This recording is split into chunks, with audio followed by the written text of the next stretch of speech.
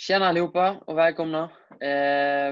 Vi har idag med oss Michael Moisman från USA och han ställer idag ut på en liten intervju. Så vi ska testa detta konceptet och se vad ni tycker sen. Men we welcome Michael Moisman to the Swedish MX in action. What's going on? Yeah. How are you guys? Yeah, I'm good. And you?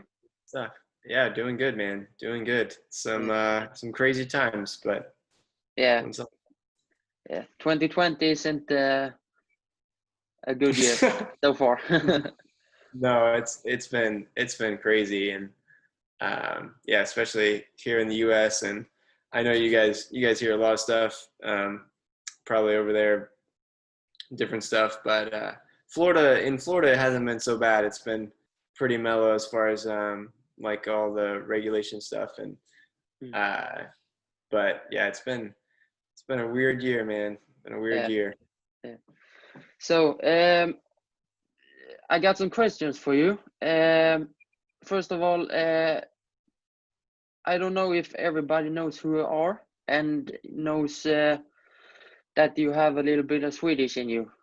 So yeah, absolutely. You can talk about that.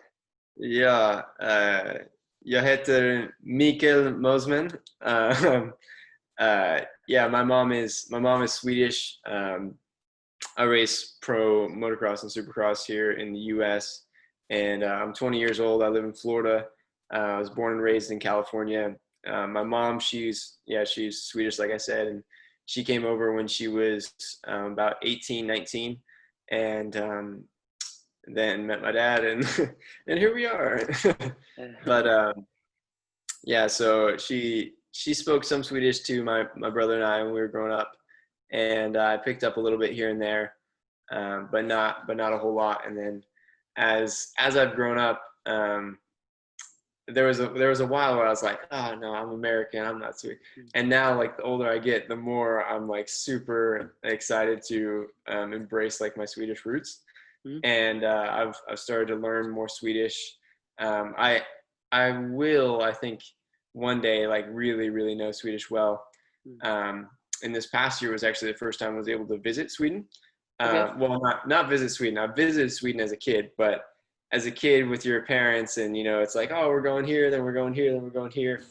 And to go and travel like by myself and to have like some freedom, it was really cool experience.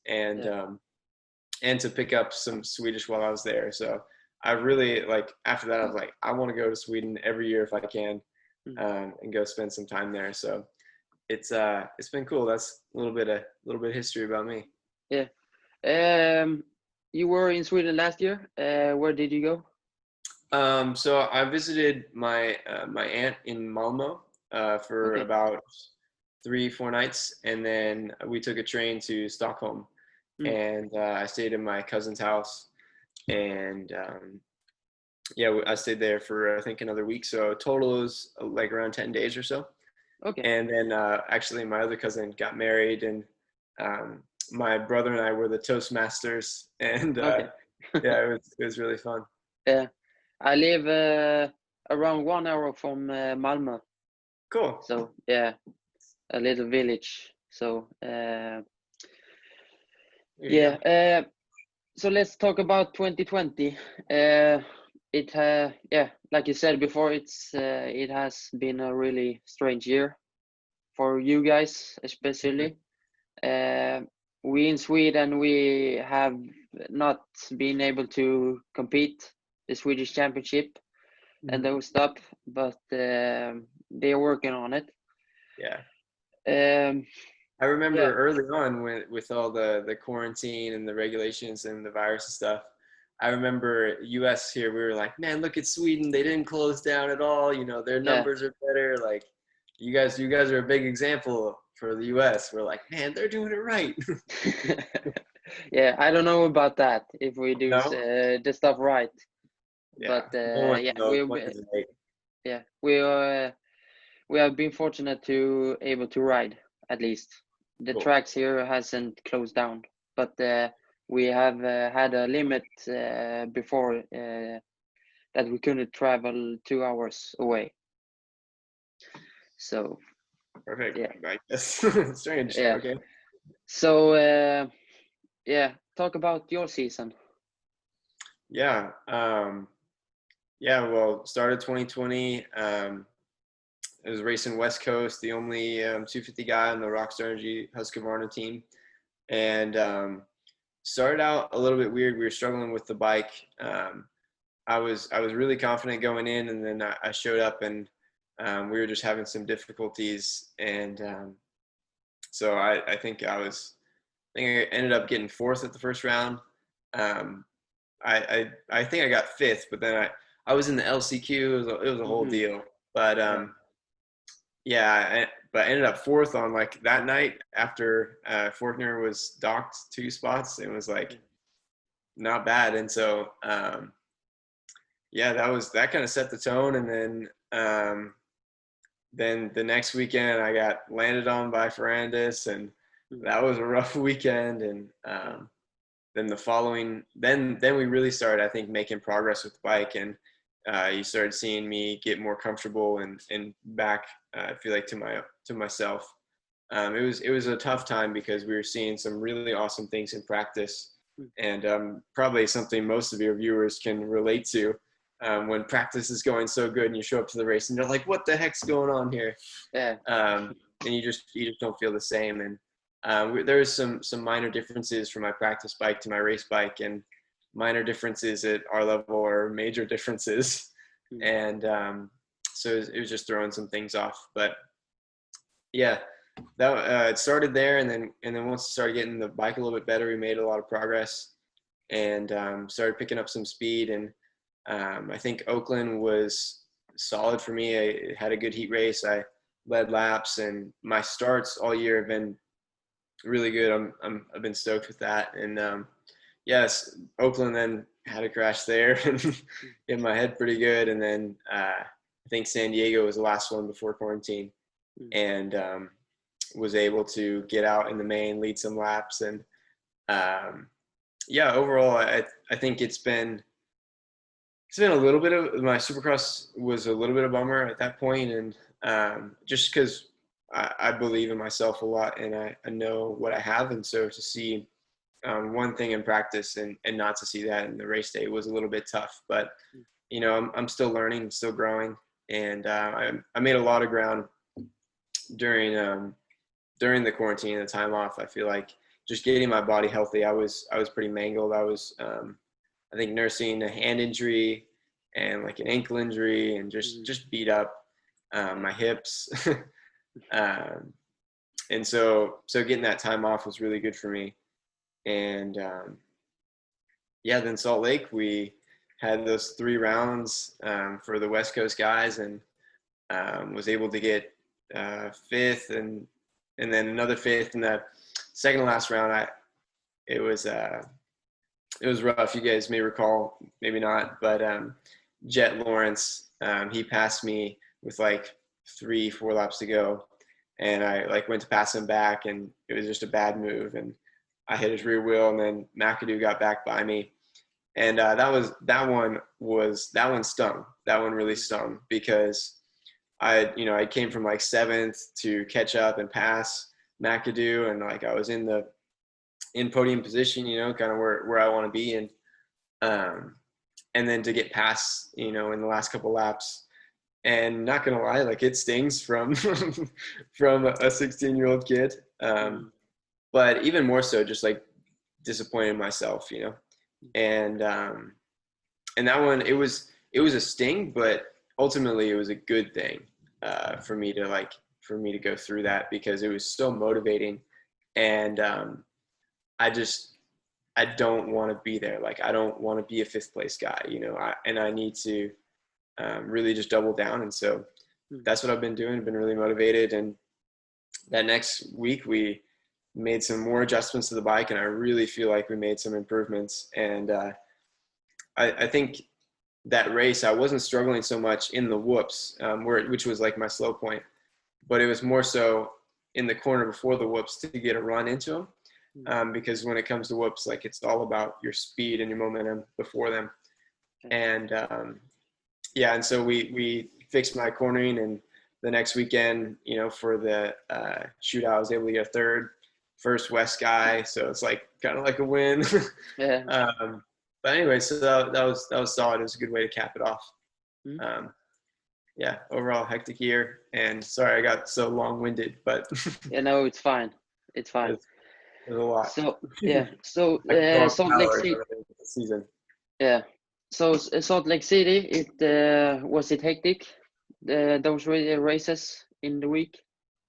Yeah, I liked it. I think most of the riders did.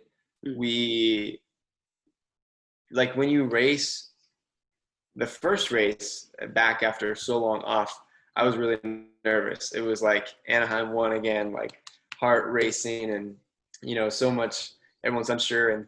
And with how stacked the West Coast was this year, especially towards the latter half while everyone was getting healed, the 450 guys, Dean, Zach, Osborne and stuff, they were like, dude, the West Coast guys showed up and they brought a whole new intensity to the whole thing. Like they just changed this whole race just because, we're all out there and we're young and we're hungry and we're, like not playing any games. We're doing what it takes to go forward. And they were just like, dude, you guys brought like so much energy to this thing now. Like everyone's amped.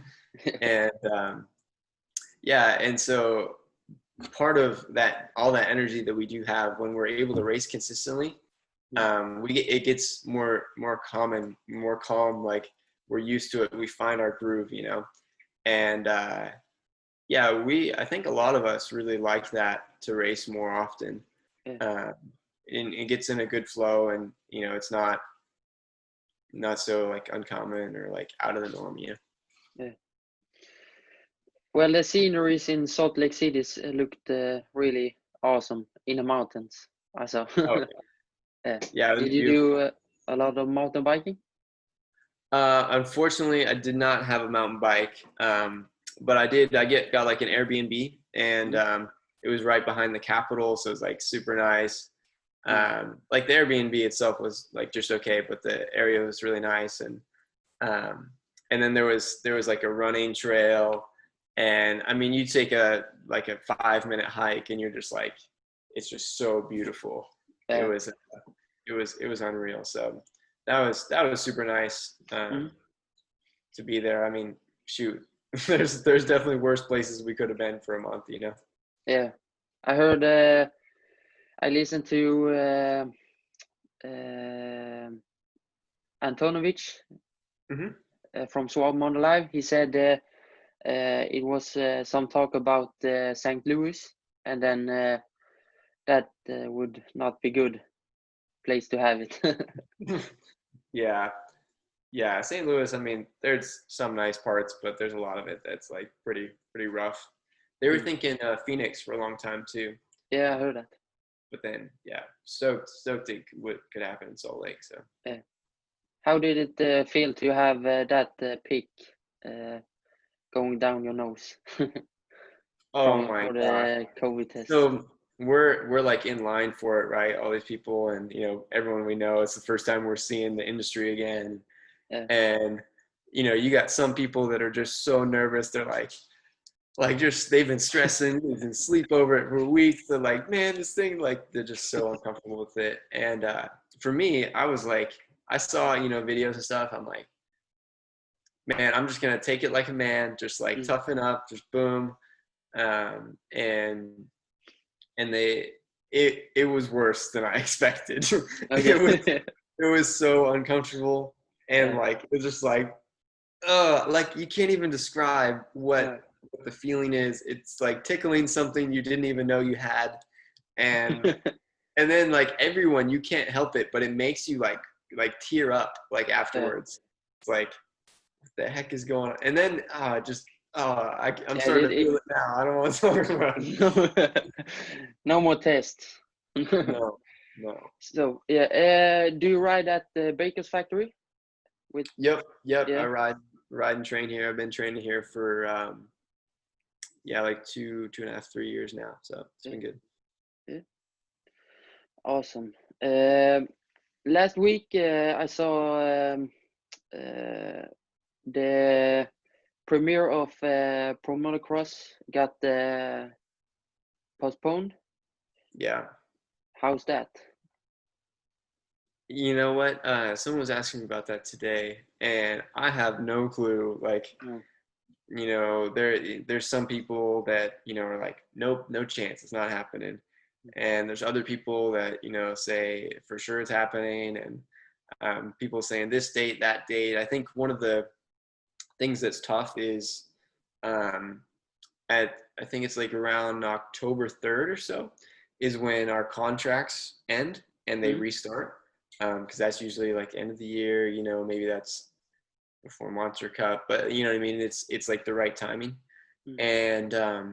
And so I think the teams all agreed that we're not going past that date. You know what I mean? Mm. They're not going to do that with the rider. And so that puts us, you know, in a bind for time. And with pro motocross, it's largely dependent on having fans there as Mm. far as it for to make sense financially for anybody. And so, you know, obviously having fans around with the virus right now is, you know, not a likely option. Mm. You know, state to state, depending. Yeah. And so I think it just depends, really. We'll see how it plays out. We're preparing like it's going to happen, Mm. but we don't really know. Mm. Yeah. Talk about fans. How was it to ride without it in Salt Lake?